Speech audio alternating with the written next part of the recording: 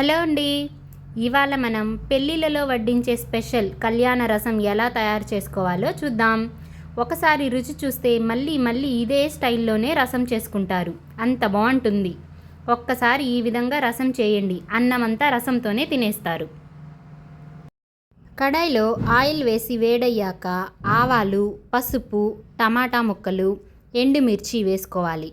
టమాటా ముక్కలు బాగా మెత్తబడే వరకు వేయించుకోండి. టమాటా ముక్కలు కుక్ అయ్యాక ఉడికించిన కందిపప్పు వేసుకొని కలుపుతూ ఫ్రై చేసుకోవాలి. ఒక గ్లాస్ వాటర్ యాడ్ చేసుకొని ఒకసారి మిక్స్ చేసుకోవాలి. ఇప్పుడు కరివేపాకు కూడా వేసుకొని ఒక పొంగు వచ్చే వరకు ఉడికించుకోవాలి. నిమ్మకాయ సైజ్ అంత చింతపండు నుంచి ఎక్స్ట్రాక్ట్ చేసిన వాటర్ని కూడా పోసుకోవాలి. రుచికి సరిపడా ఉప్పు వేసుకొని బాగా కలుపుకోవాలి. ఇప్పుడు దంచిన జీలకర్ర, మిరియాలు, వెల్లుల్లిని వేసుకోవాలి. ఇంగువను కూడా వేసుకొని కలుపుకోవాలి. చివరిగా కొత్తిమీర తరుగును కూడా వేసుకొని ఓ 5 నిమిషాలు పొంగు వచ్చే వరకు ఉడికించుకోవాలి. సూపర్ టేస్టీ కళ్యాణ రసం రెడీ. గుమగుమలాడే ఈ రసం సువాసనకు అన్నం కూడా పక్కన పెట్టి రసమే తాగేస్తారు.